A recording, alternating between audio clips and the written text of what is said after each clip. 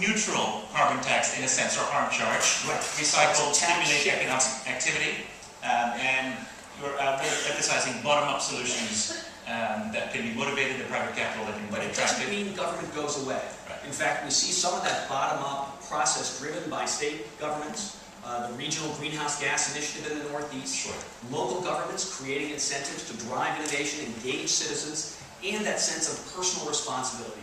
We have had as well a change in spirit, so people are recognizing that it's their own consumption that has to be evolved, and there is a new value structure that's emerging. Again, Gerald Diamond, having set this up very nicely, Gerald Diamond told us that quality of life is not necessarily material consumption. We think that value system is going to kick in. Great. Thank you, Dan. Let's take a round of applause.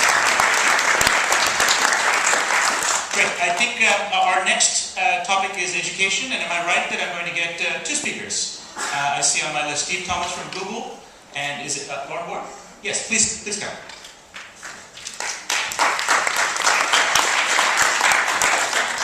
Great. Welcome. Tell us about your idea.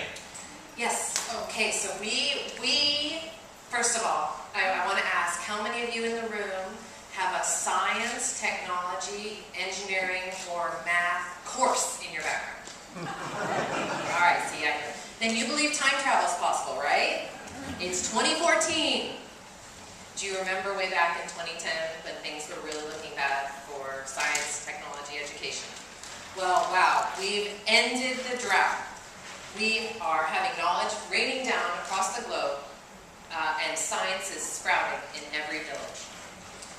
We've done this through cloud-based learning, which brought the best of all the education that was available in 2010, along with networking. So we have PCs and the interactivity of those available in multiple locations so that a student for any time, day or night, can get on to access their science, technology, engineering, and math education. But then there are also local cohorts that they join, where the teacher is more of a team member and a group member and a coach to help them facilitate the design learning process and embrace their creativity. Now you wonder, what is the financial fertilizer that made all of this grow? So I was given the role of fertilizer, and it was interesting. Alf mentioned, what if we could bet on the world? The reality is, do we really want to bet on the world, or do we want to invest in the people? Do we want to invest in our children? Do we want to basically give money, fertilize the minds of our children, right? Because ultimately, and education is a bit outside of my domain expertise, but I think about things like software. And ultimately, we're looking at a platform.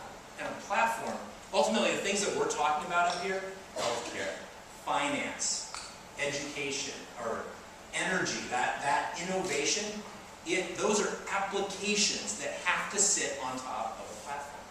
And what I propose to you is that education is actually that bottom layer, that most fundamental enabler of us innovating on all these different fronts. You spread a lot of fertilizer, and I still don't see the money here. How's it going to finance? You got to talk about the investing. So the fertilizer, think about it, is micro-lending, right? Being able to lend to our kids, or we invest in mutual funds. Why is there not an education capital fund where we can invest in the education of our children in that same financial model that we do in companies?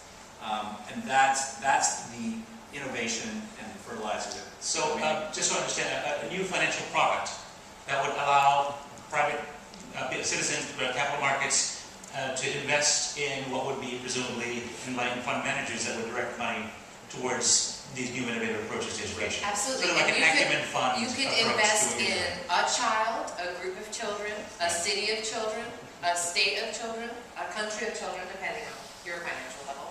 But imagine the return if you happen to invest in, say, the Washington education school system, when the next Bill Gates came of age. and you had invested in him, and you got the benefit financially, and, you know, the warm fuzzy feeling inside. Interesting, okay. What do you think will be the principal challenge that you need to overcome? Decentralization, because right now the I schools... was thinking you'd say teachers' unions. It's a combination of both, because it's the system as it is right now, Right. and then decentralizing the system. So taking the best of what we had in 2010, which is, you know, the software capability and the teaching capability to really access a number of these different courses, but to allow for the interactivity outside of the classroom in a way that makes sense. And I think that for schools, that's going to be, that was a challenge that we were able to address because of the funding that came in through the unique funding Right. distribution. And we have the technology now to the wiki-style platforms. We can actually break down the structures that are historically constraining us. So. Great, okay. Very interesting idea. Ending the drought. Thank you very much.